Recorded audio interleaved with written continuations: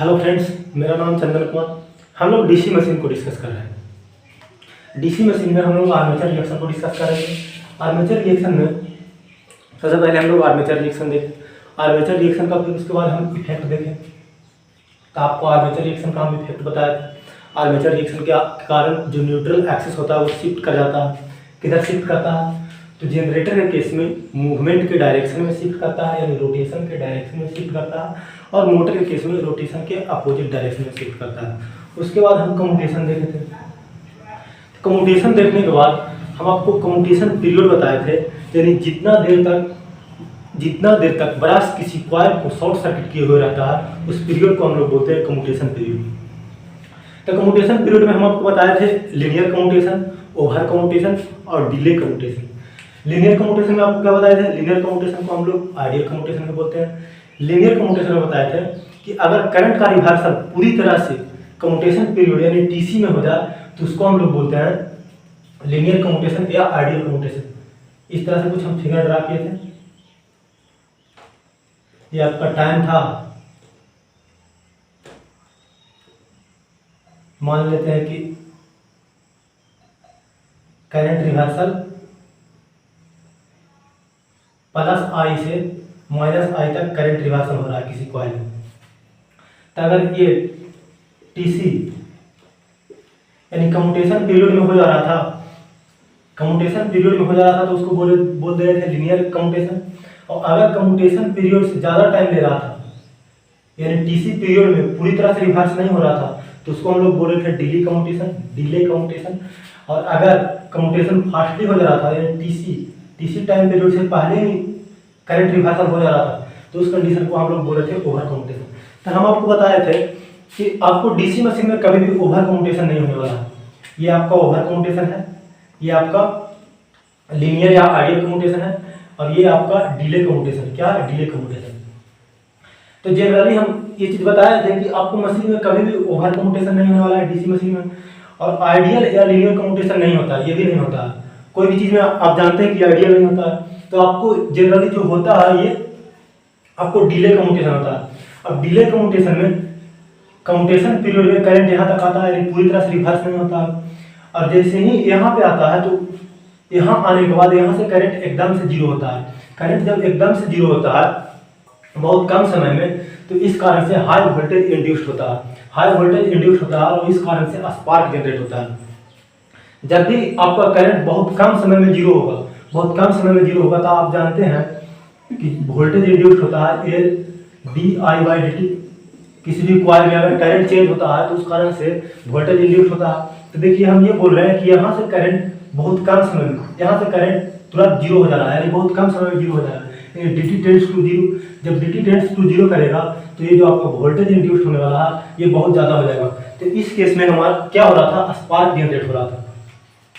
तो ये तो हम देखें कि बहुत कम समय में, यानी इस करंट के बाद तुरंत जीरो हो रहा है, तो इस कारण से स्पार्क जनरेट हो रहा है।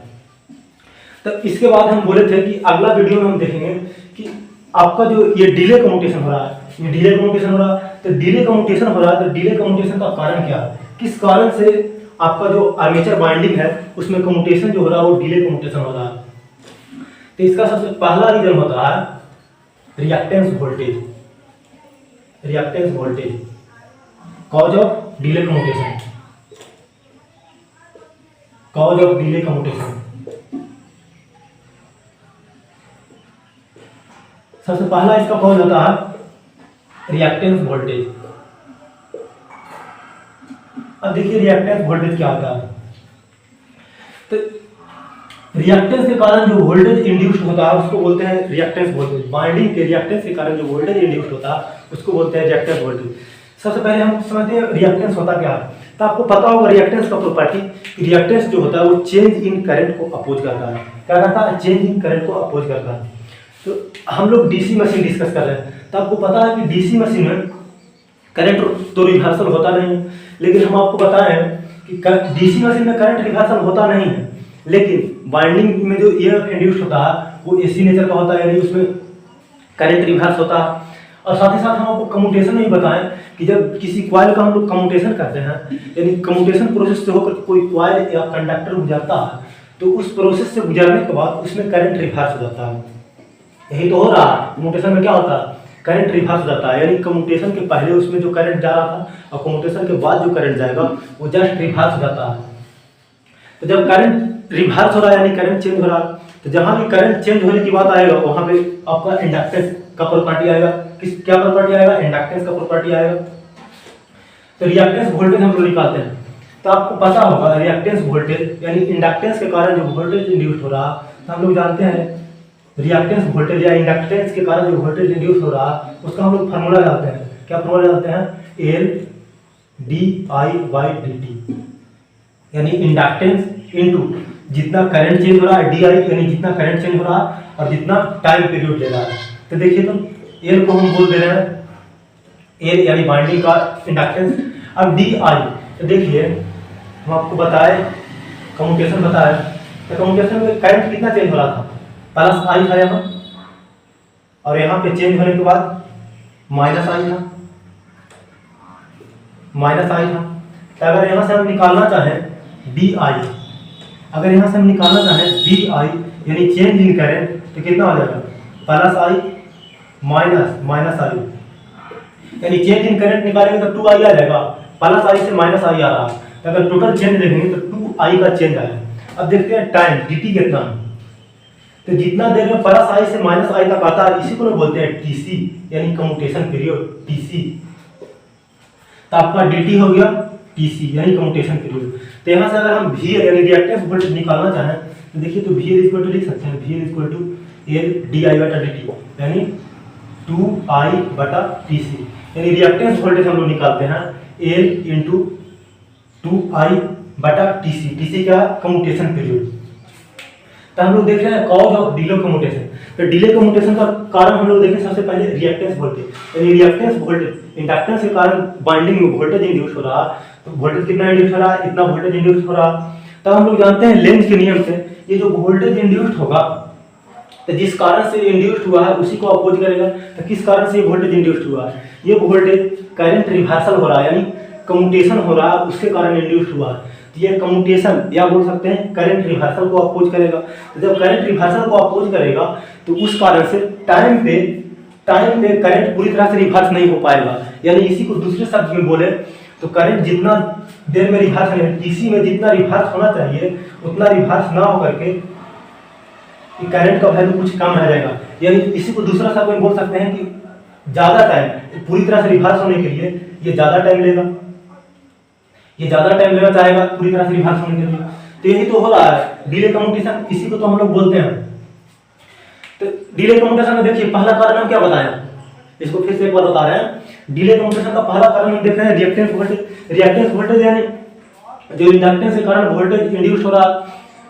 इंडक्टेंस का प्रॉपर्टी क्या होता है कि जहां भी चेंज इन करंट आपका आएगा तो उस चेंज इन करंट को अपोज करेगा।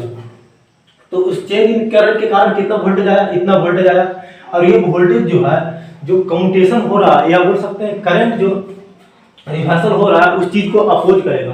तो जब अपोज करेगा या रोकने की कोशिश करेगा तो ठीक टाइम पे यानी जिस टाइम पे होना चाहिए करंट रिवर्सल पूरी तरह से, तो पूरी तरह से उस टाइम पे करंट रिवर्सल नहीं होगा।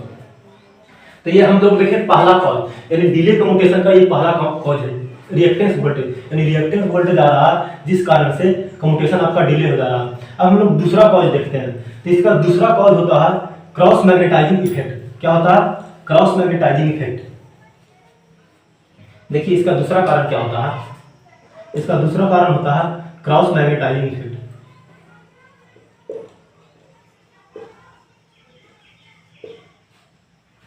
Cross magnetising effect. तो आपको हम आर्मेचर रिएक्शन बता रहे थे, तो वहां पे हम आपको बताए थे। देखिए थोड़ा सा बताते हैं आपको, ये चीज हम आगे भी डिस्कस करें क्रॉस मैग्नेटाइजिंग इफेक्ट के बारे में। तो हम आपको बता रहे थे आर्मेचर रिएक्शन बता रहे थे, तो वहां पे हम बताए थे कि जैसे मान लेते हैं ये आपका GNA है, अभी GNA, और यहाँ पे कंडक्टर है, इसमें कोई भी EMF इंड्यूस नहीं हो रहा। ये दोनों कंडक्टर पे कोई भी EMF इंड्यूस नहीं हो रहा।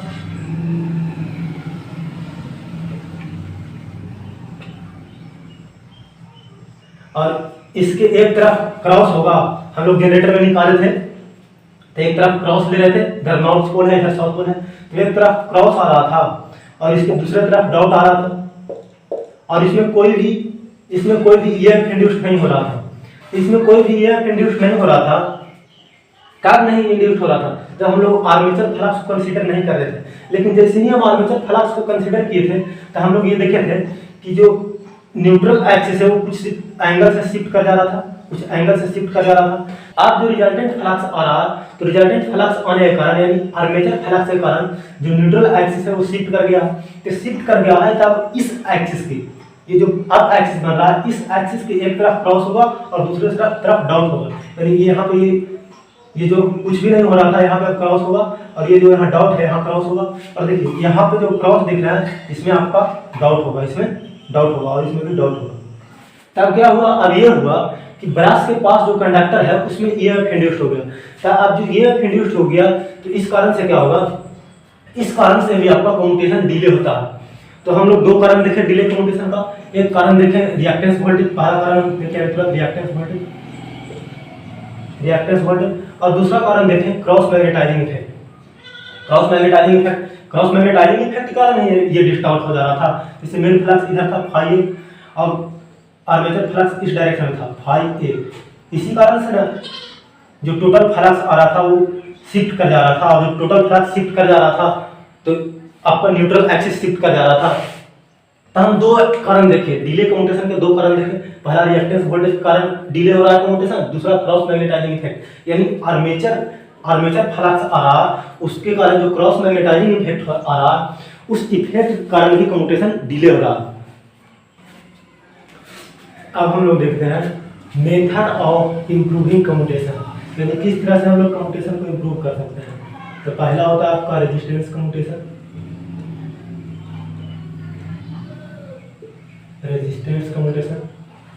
तो देखिए रेजिस्टेंस कम्युटेशन में क्या करते हैं? रेजिस्टेंस कम्युटेशन में हम लोग ब्रश जो लेते हैं वो हाई रेजिस्टेंस कार्बन ब्रश लेते हैं। हाई रेजिस्टेंस कार्बन ब्रश जो होता है वो करंट रिवर्सल को फोर्स करता है और जब करंट रिवर्सल को फोर्स करता है तो आपका जो करंट रिवर्सल के दौरान या बोल सकते हैं कम्युटेशन के दौरान जो आपका स्पार्क जनरेट हो रहा था वो स्पार्क जनरेट ना होता है और स्मूथ जो कम्युटेशन होता है बिल्कुल स्मूथली कम्युटेशन होता है। तो पहला हम लोग क्या कर रहे हैं? रेजिस्टेंस कम्युटेशन में हम लोग हाई रेजिस्टेंस कार्बन ब्रश का यूज करते हैं। हाई रेजिस्टेंस कार्बन ब्रश का यूज करने से वो जो हाई रेजिस्टेंस कार्बन ब्रश होता है वो क्या करता है? करंट रिवर्सल को फोर्स करता है। करंट रिवर्सल को फोर्स करता है तो बिल्कुल स्मूथली कम्युटेशन होता है। दूसरा कम्युटेशन हम लोग क्या करते हैं? दूसरा कम्युटेशन हम लोग करते हैं वोल्टेज कम्युटेशन। वोल्टेज कम्युटेशन में क्या करते हैं? वोल्टेज कम्युटेशन में हम लोग कुछ ऐसा अरेंजमेंट करते हैं कि जब कम्युटेशन हो रहा है, जैसे कोई कॉइल में कम्युटेशन हो रहा है तो उस कॉइल में हम लोग कुछ ऐसा अरेंजमेंट करते हैं कि उस कॉइल में कुछ वोल्टेज या ईएमएफ इंड्यूस्ड हो और जो ईएमएफ और वोल्टेज इंड्यूस्ड होगा वो रिएक्टेंस वोल्टेज से अपोजिट होना चाहिए। उसका जो पोलरिटी होगा वो रिएक्टेंस वोल्टेज से अपोजिट होगा। तो जब कम्युटेशन होगा तो रिएक्टेंस वोल्टेज को ये कैंसिल आउट कर देगा। जो वोल्टेज कम्युटेशन में जो वोल्टेज इंड्यूस्ड होगा वो उसको कैंसिल कर देगा। तो जब कैंसिल कर देगा तो करंट रिवर्सल आसानी से हो जाएगा और आपका ये कम्युटेशन इम्प्रूव हो जाएगा, यानी आप पूर्ण कम्युटेशन नहीं होगा। तो वोल्टेज कम्युटेशन के लिए क्या करते हैं? हम लोग इंटरपोल लगाते हैं। इसके लिए क्या व्यवस्था करते हैं? इसके लिए हम लोग इंटरपोल लगाते हैं या कम्यूटेटिंग वाइंडिंग का यूज करते हैं।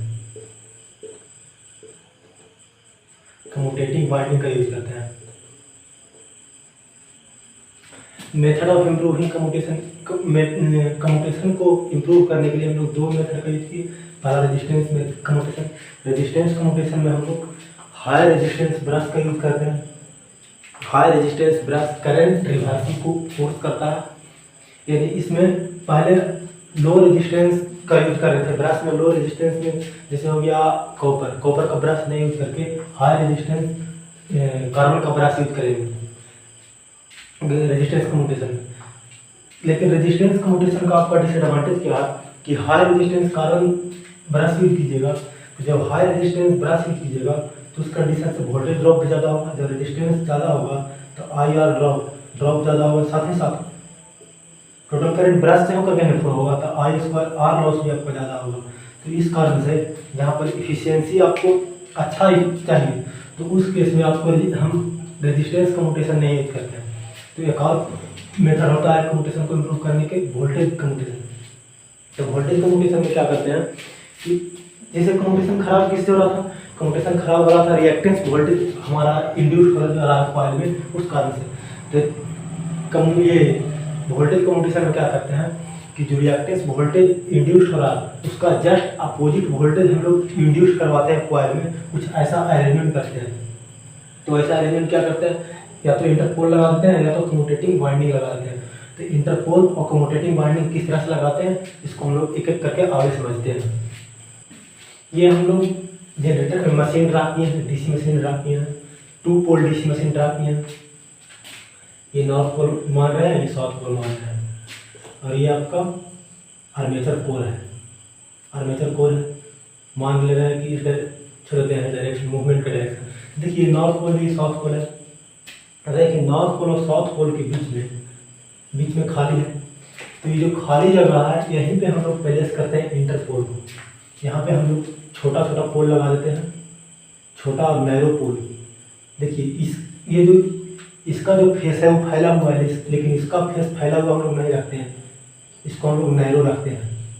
इसका कंस्ट्रक्शन किस तरह से होता है, 2 नैरो पोल लगाते हैं हम लोग, हर एक 2 पोल के बीच में इंटरपोल लगाते हैं, 2 नैरो पोल लगाते हैं। जैसे 2 पोल मशीन लिए हैं तो 2 को नैरो पोल लगाए हैं। यही अगर 4 पोल मशीन लेते हैं तो हर एक 2 पोल के बीच लगाते हैं, तो उसमें आपको 4 इंटरपोल लगाते हैं।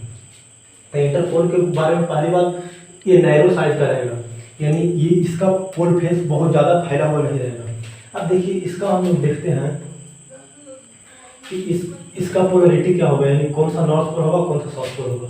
देखिए हम जनरेटर का केस ले रहे हैं, तो जनरेटर का केस ले रहे हैं मूवमेंट ले रहे हैं क्लॉकवाइज डायरेक्शन।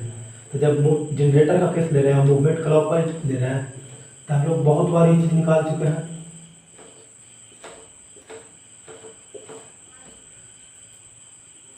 बहुत बार निकाल चुके हैं। जैसे यहाँ पे ब्रश रखे हैं, देखिए यहाँ पे ब्रश रखे हैं और इसमें यहाँ पे ब्रश रखे हैं। तो ये चीज़ हम निकाले हैं कि इधर क्रॉस होगा, इधर क्रॉस होगा, नॉर्थ पोल के इन्फ्लुएंस में जो कंडक्टर होगा उसमें क्रॉस होगा और इधर डॉट होगा। ये चीज़ बहुत बार निकाल चुके हैं। देखिए जब ये क्रॉस होगा ये डॉट होगा तो देखिए तो फील्ड देखिए क्रॉस है तो अंदर जा रहा है, तो फील्ड देखिए यानी आर्मेचर फ्लक्स का डायरेक्शन देखिए तो नीचे हो गया। इसको मैं गंदा नहीं करते हैं, यहाँ पे देखिए इसको थोड़ा सा बना के दिखाते हैं आपको। देखिए तो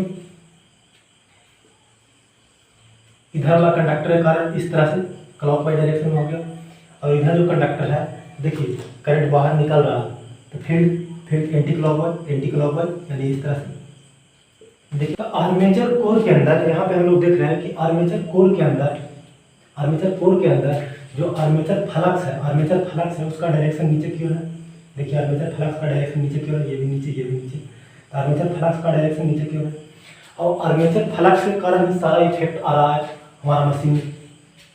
तो हम जो इंटरपोल लगाए हैं, बीच में इंटरपोल लगाए हैं, वो इस तरह से ये दोनों फ्लक्स जनरेट करना चाहिए, इसको कैंसिल कर दें। इसको कैंसिल कर देने के लिए जो इंटरपोल का डायरेक्शन होना चाहिए, इसका फ्लक्स का डायरेक्शन होना चाहिए, वो नीचे से ऊपर होना चाहिए, नीचे से ऊपर यानी नीचे से इमिट होना चाहिए।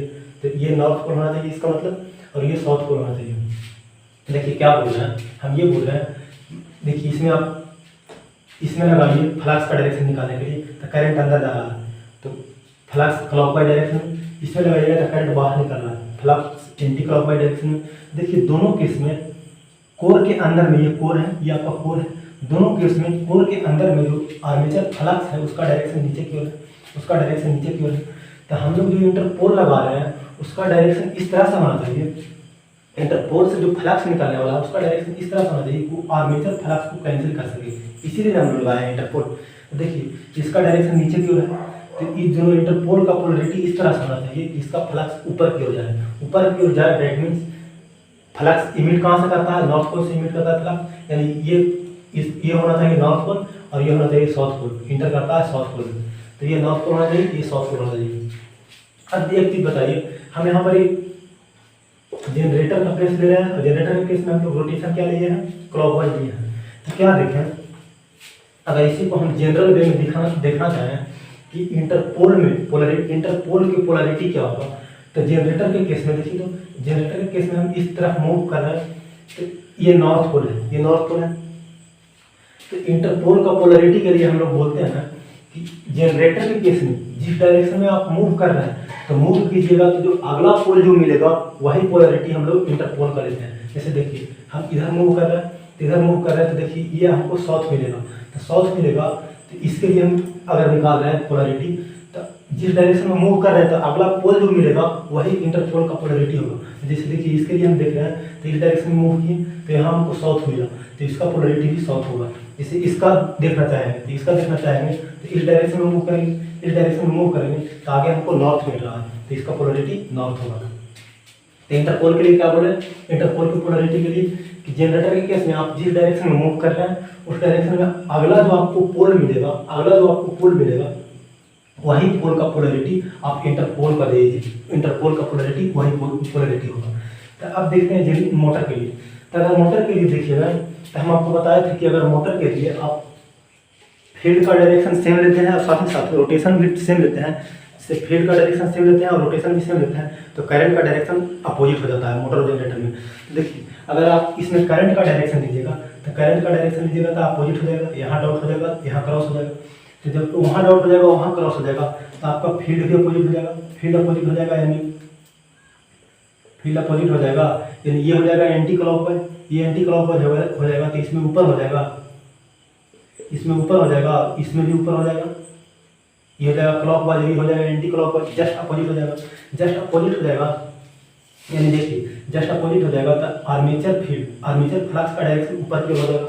जब आर्मेचर फ्लक्स का डायरेक्शन ऊपर की ओर हो जाएगा तो हमको इंटरपोल जो रखे हैं उसका पोलैरिटी किस तरह से रखेंगे, उसका पोलैरिटी इस तरह से रखेंगे कि इसको कैंसिल करना चाहिए, तो कैंसिल करना चाहिए, यानी उसका फ्लक्स नीचे क्यों आना चाहिए, फ्लक्स नीचे क्यों आना चाहिए, यानी फ्लक्स यहाँ से निकलना चाहिए, फ्लक्स यहाँ से निकलना चाहिए और यहाँ इंटर करना चाहिए। यानी उस कंडीशन में मोटर के केस में ये नॉर्थ होगा, मोटर के केस में ये नॉर्थ होगा और ये साउथ होगा, मोटर के केस में ये नॉर्थ होगा, ये साउथ होगा। अगर मोटर के लिए बोले, मोटर के लिए जनरल वे में बोले पोलैरिटी इंटरपोल के लिए, तो जिस डायरेक्शन में मूव कर रहे हैं, जिस डायरेक्शन में मूव कर रहे हैं तो उससे जो पहले जो पोल मिल रहा है, जिस डायरेक्शन में मूव कर रहे हैं उससे पहले जो पोल मिल रहा है, जैसे इसके लिए आप देख रहे हैं तो इस डायरेक्शन में मूव कर रहे हैं तो इससे पहले वाला पोल का पोलैरिटी देखिए वही होगा आपका इंटरपोल का पोलैरिटी। तो अगर जनरेटर मोटर दोनों के लिए बोले तो इंटरपोल का पोलैरिटी अगर जनरेटर में देखिएगा तो आप जिस डायरेक्शन में मूव कर रहे हैं उस डायरेक्शन में अगला पोल का पोलैरिटी देख लीजिए, तो वो जनरेटर के लिए हो जाएगा, जनरेटर के लिए इंटरपोल का पोलैरिटी होगा। वही अगर आप मोटर के लिए देखना चाहें तो आप जिस डायरेक्शन में मूव कर रहे हैं उससे अपोजिट वाला देखिए, जैसे इधर मूव कर रहे हैं तो इससे पहले वाला देखिए, जैसे इसमें देख रहे जनरेटर में देख रहे थे तो जिसका पोलैरिटी देखना है उसके बाद वाला को देखिए, और मोटर के केस में देख रहे हैं तो जिसका पोलैरिटी देख रहे हैं उससे पहले वाला पोल का पोलैरिटी देखिए। देखिए पहले वाला पोल का पोलैरिटी नॉर्थ है तो नॉर्थ हो गया, और इसमें देखिए इस डायरेक्शन में मूव कर रहे हैं तो इसका पोलैरिटी देख रहे हैं तो इससे पहले वाला देखिए तो ये साउथ है तो साउथ हो गया। वही जनरेटर के केस में देखें, जनरेटर के केस में ये साउथ हो रहा था तो ये साउथ हो जा रहा था, यानी मूवमेंट के डायरेक्शन में देख रहे थे, और वही मोटर के केस में मूवमेंट के अपोजिट डायरेक्शन में देख रहे हैं। अब एक चीज़ और यहाँ पे ध्यान देना रहता है इंटरपोल में कि इंटरपोल में जो हम लोग एयर गैप लेते हैं, इंटरपोल के केस में जो एयर गैप लेते हैं वो मेन पोल के अपेक्षा ज़्यादा लेते हैं। क्यों? कि सैचुरेशन के इफेक्ट को खत्म करने के लिए इंटरपोल है, इंटरपोल में हम लोग जो एयर गैप लेते हैं वो ज़्यादा लेते हैं, इसके अपेक्षा मेन पोल की अपेक्षा एयर गैप ज़्यादा रखते हैं सैचुरेशन को अवॉइड करने के लिए। देखिए इस फिगर को यहाँ पे ड्रा किए हैं, इसमें क्रॉस है, इसमें क्रॉस है, इसमें डॉट है, इसमें डॉट है। देखिए इसके कारण फील्ड इस तरह से बनेगा,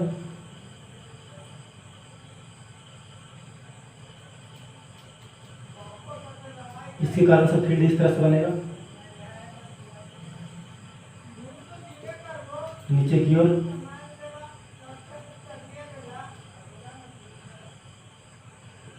अब देखिए हम लोग जनरेटर का केस ले रहे हैं, तो जनरेटर के केस में देखिए, जनरेटर के केस में ऊपर जो रोटेटिंग पोल लगाए हैं, ऊपर लिए हैं हम लोग साउथ और नीचे लिए हैं नॉर्थ, नीचे लिए हैं साउथ, ऊपर लिए हैं नॉर्थ। अब देखिए इसका फील्ड का डायरेक्शन देखिए, इसको बनाए हैं ब्लू से और इसको काला से बनाते हैं। ये देखिए नॉर्थ से इमिट करेगा, नॉर्थ से इमिट करेगा और यहाँ से होते हुए साउथ से होते हुए यहाँ अपना पाथ पूरा करेगा, यानी यहाँ से इमिट करेगा और यहाँ पे अपना पाथ पूरा करेगा। इसी तरह से इधर देखिए, यहाँ से निकलेगा यानी यहाँ से इमिट करेगा नॉर्थ से और यहाँ से अपना पाथ पूरा करेगा। तो देखिए तो फ्लक्स कैंसिल कर रहा है। देखिए बीच में देखिए आर्मेचर कोर के अंदर, देखिए आर्मेचर कोर के अंदर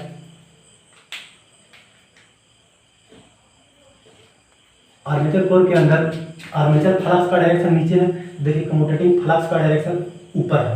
और देखिए आर्मेचर कोर के बाहर देखिए आर्मेचर फ्लक्स का डायरेक्शन ऊपर की ओर है, ये जो कम्यूटेटिंग पोल है इसका फ्लक्स का डायरेक्शन नीचे की ओर है। देखिए इसमें भी ऊपर की ओर है इसका, तो इसका नीचे की ओर है, यानी एक दूसरे को कैंसिल कर दे रहा है। यानी आर्मेचर फ्लक्स और कम्यूटेटिंग पोल का फ्लक्स एक दूसरे को यहाँ पे कैंसिल कर दे रहा है। तो यहाँ से अगर हम बोले कि इंटरपोल का फंक्शन क्या है, तो इंटरपोल का फंक्शन क्या है, तो इसका पहला फंक्शन हम लोग ये देखें, ये रिएक्टेंस वोल्टेज को कैंसिल कर दे रहा है। इसको कैंसिल कर दे रहा है, जो रिएक्टेंस वोल्टेज जनरेट हो रहा था, रिएक्टेंस वोल्टेज को कैंसिल कर देता है, रिएक्टेंस वोल्टेज को कैंसिल कर देता है। दूसरा हम लोग यहाँ पे अभी तुरंत देख रहे हैं कि आर्मेचर फ्लक्स, जो आर्मेचर फ्लक्स आ रहा है, तो आर्मेचर फ्लक्स के कारण जो क्रॉस मैग्नेटाइजिंग इफेक्ट आ रहा है, उस क्रॉस मैग्नेटाइजिंग इफेक्ट को ये खत्म कर दे रहा है, यानी रिएक्टेंस वोल्टेज को खत्म कर देता है ये, और साथ ही साथ क्रॉस मैग्नेटाइजिंग इफेक्ट जो आ रहा था आर्मेचर फ्लक्स के कारण, उसको ये खत्म कर देता है। तो ये हो गया इंटरपोल का फंक्शन। तो इंटरपोल के बारे में अगर हम देखना चाहें तो इंटरपोल के बारे में समरी के रूप में बोल सकते हैं कि इंटरपोल नैरो पोल होता है, यानी हर एक दो पोल के बीच नैरो पोल होता है। नैरो पोल का मतलब इसका जो पोल शू होता है बहुत कम फैला हुआ, जैसे फैला हुआ है ये फैला हुआ नहीं रहता, ये नैरो रहता है। इसके बाद हम देखें कि इसका पोलरिटी इस तरह से होना चाहिए, ये आर्मेचर फ्लक्स को कम करना चाहिए, आर्मेचर फ्लक्स को कैंसिल करना चाहिए। तो आर्मेचर फ्लक्स को कैंसिल करना चाहिए, तो यानी इसका मतलब ये हुआ आर्मेचर फ्लक्स को कैंसिल करना है, तो इसके कारण जो फ्लक्स जनरेट होगा वो फ्लक्स किसके प्रोपोर्शनल होना चाहिए, आर्मेचर करंट के प्रोपोर्शनल होना चाहिए। ये इंटरपोल जो है, इंटरपोल का फ्लक्स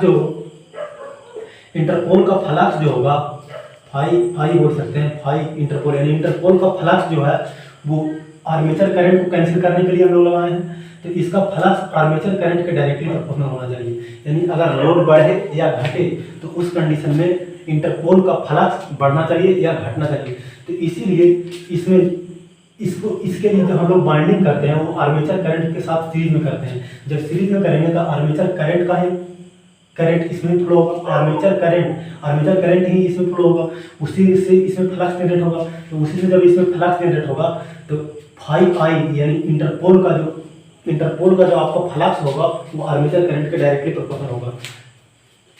क्या बोल रहे हैं, ध्यान से समझिए। हम ये बोल रहे हैं कि हम लोग इंटरपोल किस लिए लगाए हैं, हम लोग इंटरपोल इसलिए लगाए हैं ताकि जो आर्मेचर करंट के कारण फ्लक्स आ रहा है, आर्मेचर फ्लक्स आ रहा है उसको कैंसिल कर सके। तो आर्मेचर फ्लक्स को कैंसिल करना है तो इसमें जो फ्लक्स आना चाहिए, फाई आई इंटरपोल का फ्लक्स जो होना चाहिए वो आर्मेचर करंट के प्रोपोर्शनल होना चाहिए, आर्मेचर करंट का प्रोपोर्शनल होना चाहिए। तो इसके लिए जो इसमें हम लोग बाइंडिंग करते हैं वो इस तरह से करते हैं कि आर्मेचर करंट का प्रोपोर्शनल हो। तो आर्मेचर करंट का प्रोपोर्शनल रखने के लिए हम लोग आर्मेचर करंट से यानी आर्मेचर के साथ इसको सीरीज में कनेक्ट करते हैं, कि दोनों को आर्मेचर के साथ सीरीज में कनेक्ट करते हैं। जैसे देखिए यहाँ पे हम बाइंडिंग करके दिखा दे रहे हैं, आर्मेचर के साथ सीरीज में करना है। तो यहाँ से अगर करंट जा रहा है, यहाँ से करंट जा रहा है, इसको साउथ बनाना है, यानी फ्लक्स ऊपर जाएगा यानी ऊपर से जाएगा और नीचे से आएगा। जैसे देखिए ऊपर से जाएगा और इस तरह से नीचे से आउट करेगा यहाँ से, यानी इसको डॉट और क्रॉस में दिखाना चाहें तो देखिए यहाँ से जाएगा और यहाँ से जाएगा यानी क्रॉस होगा, और यहाँ से निकलेगा यानी डॉट होगा, तब ये जाकर के साउथ बनेगा। देखिए इस तरह से इसमें भी वही होगा, ऊपर की फ्लक्स का डायरेक्शन है तो इसमें भी इस साइड डॉट होगा और इस साइड क्रॉस होगा। देखिए इस तरह से। तो हम लोग ये चीज़ देख रहे हैं कि ये इंटरपोल जो है इसको आर्मेचर के साथ सीरीज में कनेक्ट करेंगे। सीरीज में क्यों कनेक्ट करेंगे? सीरीज में इसलिए कनेक्ट करेंगे क्योंकि हम लोग को आर्मेचर के कारण जो इफेक्ट आ रहा है, आर्मेचर फ्लक्स के कारण जो इफेक्ट आ रहा है उसको कैंसिल करना है, यानी आर्मेचर फ्लक्स को कैंसिल करना है। तो आर्मेचर फ्लक्स को कैंसिल करने के लिए इसके कारण जो फ्लक्स जनरेट होगा फाई आई, यानी इंटरपोल के कारण फ्लक्स वो डायरेक्टली प्रोपोर्शनल होना चाहिए आई यानी आर्मेचर करंट के। तो इसलिए इसको हम लोग सीरीज में कनेक्ट कर देते हैं। तो इंटरपोल का, अगर इंटरपोल का सैमरी लिखना चाहें तो सबसे पहले लिखेंगे कि ये नैरो पोल होता है, नैरो पोल होता है, दो पोल के बीच में रहता है। इसका अगर पोलैरिटी देखिएगा तो जनरेटर के केस में जिस डायरेक्शन में मूव कर रहे हैं, यानी इन केस ऑफ जनरेटर के केस में मूव कीजिएगा तो अहेड, यानी आगे वाला अहेड पोल का जो पोलैरिटी होगा, अहेड पोल का पोलैरिटी जो होगा वही इसका पोलैरिटी होगा। यही अगर मोटर के केस में इसका पोलैरिटी देखिएगा तो इससे जो पहले वाला होगा ये पोल, यानी बोल सकते हैं बिफोर पोल पोलैरिटी, यानी जो इंटरपोल का पोलैरिटी होगा बिफोर पोल पोलैरिटी होगा। इसके बाद हम लोग देखें कि इसको इंटरपोल को सीरीज विथ आर्मेचर के साथ सीरीज में कनेक्ट करते हैं, यानी इसमें आर्मेचर करंट फ्लो करता है। तो ये चीज़ हम लोग देखें। इसके बाद देखें कि इंटरपोल का फंक्शन क्या होता है। ये रिएक्टेंस वोल्टेज को कैंसिल करता है और क्रॉस मैग्नेटाइजिंग का इफेक्ट आ रहा था आर्मेचर फ्लक्स के कारण, तो उसको भी ये खत्म कर देता है।